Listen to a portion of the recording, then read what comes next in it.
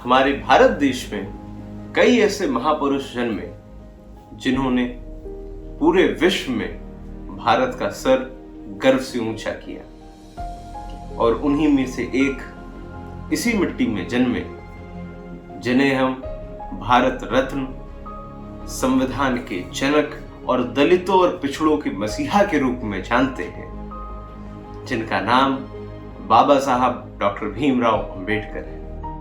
Hello, मेरा नाम है आदित्य लोधी और बाबा साहब भीमराव अंबेडकर, जिनका जन्म 14 अप्रैल 1891 को महू छावनी, जिला इंदौर, मध्य प्रदेश में हुआ। बाबा साहब के पिताजी का नाम मालोजी राव रामजी सकपाल था। वह सेना में सूबेदार पद पर नियुक्त थे और तथा उनकी माता का नाम भीमाबाई था और उनकी माता एक कुशल गृहिणी थी।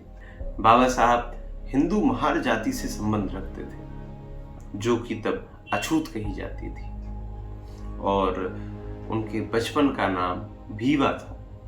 इसी वजह से जब उनके पिताजी सतारा के हाई स्कूल में उनका दाखिला कराने गए तो उनका नाम भीवा रामजी अंबेडकर दर्ज करवाया। बाबा साहब का उपनाम तो सकपाल था, लेकिन उनका नाम अंबेडकर उनके गांव अंबाडवे से उन्होंने लिखवाया। इसकी वजह यह थी, कोकण प्रांत में लोग अपना उपनाम गांव के नाम से रखते हैं। इसी वजह से उनका नाम अंबेडकर उनके अंबाडवे गांव से लिखवाया। हालांकि उसके बाद जब उनके एक देवरुख ब्राह्मण शिक्षक कृष्णा महादेव अंबेडकर जी, उनसे जब उनकी मुलाकात हुई और उनके शिक्षक भी उनसे बहुत ही विशेष स्नेह करते थे, जब वह उनको फॉलो करने लगे तब उन्होंने अपना उपनाम अंबेडकर हटाकर एक सरल सा अंबेडकर कर लिया। तब से बाबा साहब अंबेडकर का नाम बाबा साहब भीमराव अंबेडकर। बाबा साहब अपने माता पिता की 14वीं संतान थे। उनमें से भाई बलराव, आनंदराव तथा बहनों में गंगाबाई, तुलसा, मंजुला ही जीवित रहे। जब बाबा साहब 5 वर्ष के थे तभी 18 फरवरी 1896 को उनकी माताजी का निधन हो गया। उनकी माताजी के निधन के बाद पिताजी पे यह एक बोझ आ पड़ा कि बच्चों की देखभाल कौन करेगा, और इसी वजह से वो काफी परेशान हुए। लेकिन 1898 में उन्होंने जीजाबाई से पुनः विवाह करके अपने जीवन को आगे बढ़ाया। बाबा साहब जब बीए प्रथम वर्ष के समय उन्होंने अपने गुप्तचर कृष्णा जी और अर्जुन केलुस्कर के मार्गदर्शन तथा सहयोग से बड़ौदा के राजा सियाजी राव गायकवाड़ जी से जब मुलाकात करी, तब उन्होंने 25 रुपए की प्रति माह छात्रवृत्ति, इसका मतलब स्कॉलरशिप, तो प्रति माह छात्रवृत्ति भी उन्हें प्रदान करी। और बड़ौदा के राजा गायकवाड़ जी को उस समय छात्रवृत्ति का जनक भी कहा जाता था। 19 जनवरी 1913 को भीमराव जी ने बीए की परीक्षा प्रथम श्रेणी से पास करी। उसके बाद पूरे महाराष्ट्र में उनका जगह जगह पर सम्मान किया गया। बाबा साहब के लिए भी ये बहुत ही गर्व का समय था। लेकिन 2 फरवरी 1913 को बाबा साहब के पिताजी का निधन हो गया, और उनके निधन के बाद उन्होंने घर की परिस्थितियों को थोड़ा बहुत सुधारा और 26 मई 1913 को वह गायकवाड़ जी की सहायता से अमेरिका चले गए, और अमेरिका में उन्होंने अपनी वहाँ पढ़ाई शुरू करी, जो कि समाज शास्त्र, दर्शन शास्त्र, और इन सब के पेपर को दिया और इसे पास करा। इन सभी डिग्रियों के मिलने के बाद उन्होंने पीएचडी करने का तय करा।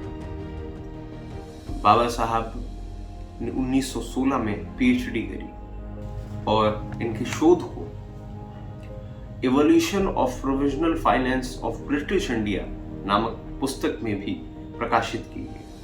11 जून 1921 से 8 अप्रैल 1923 के मध्य में उन्होंने डिग्रियां प्राप्त की।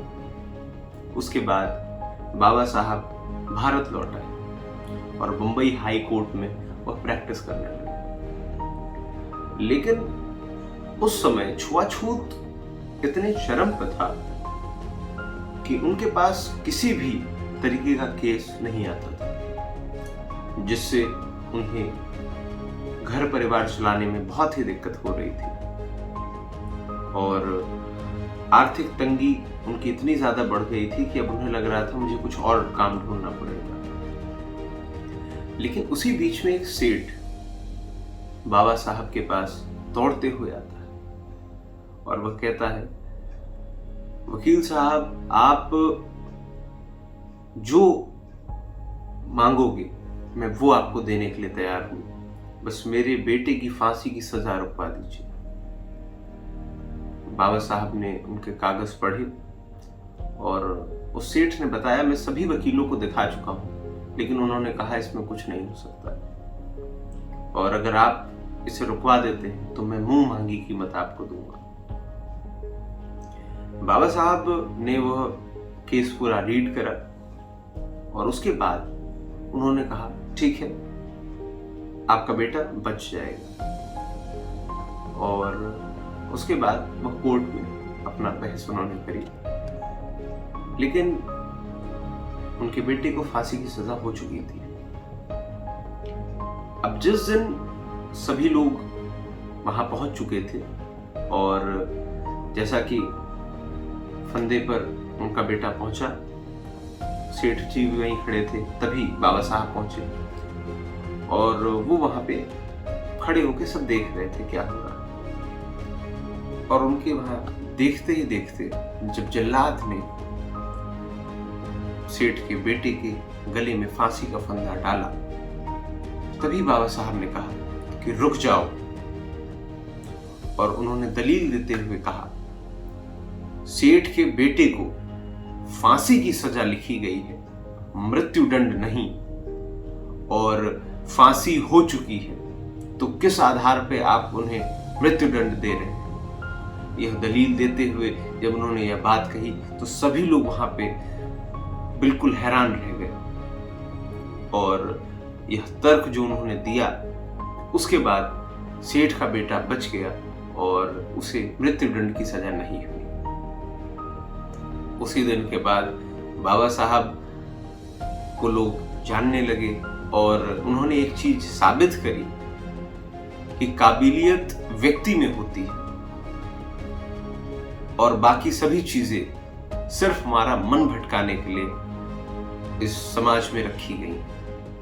बाबा साहब सबसे ज्यादा आहत तब हुए जब उन्होंने यह देखा कि अगर कोई दलित किसी उच्च घर का बर्तन छू लेता था तो उस बर्तन को या तो घर से फेंक दिया जाता था और या फिर उसे जलाकर शुद्ध करके उसके बाद ही घर में लाया जाता था। और जब उन्होंने यह साथ में देखा कि उसी बर्तन में बचा हुआ खाना जब एक कुत्ता खा लेता है तो उस बर्तन को पूर्णतः धुलकर वापस रख दिया जाता था, तो उन्हें यह लगा कि हम दलितों के जीवन तो इस कुत्ते से भी गया गुजरा है कि अगर वो जूठी थाली को खा लेता है तो उसमें कोई अशुद्धि नहीं आती और यदि सिर्फ अगर हम छू लेते हैं तो वह अशुद्ध हो जाता है। यह चीज देख के बाबा साहब सबसे ज्यादा आहत हुए और उन्होंने यह सोचा कि हमें इस सोच को बदलना हो। तो यह थी कुछ ऐसी बातें बाबा साहब डॉक्टर भीमराव अंबेडकर के बारे में और हमें इससे यह सीख एक लेनी चाहिए कि काबिलियत व्यक्ति में होती है। हो सकता है कई बार समाज, लोग, आपके अपने आपको अलग दिखाना चाहे और बुरा दिखाना चाहे, लेकिन अगर आप में काबिलियत है तो मुझे नहीं लगता कि कोई भी चीज आपको रोक सकती है। तो इसी चीज को देखते हुए आप एक नया एक्सपीरियंस ले सकते हैं और ऐसी ही और शख्सियतों के बारे में जानने के लिए सपोर्ट करिए इस चैनल को। अब आपसे मिलते हैं नेक्स्ट वीडियो।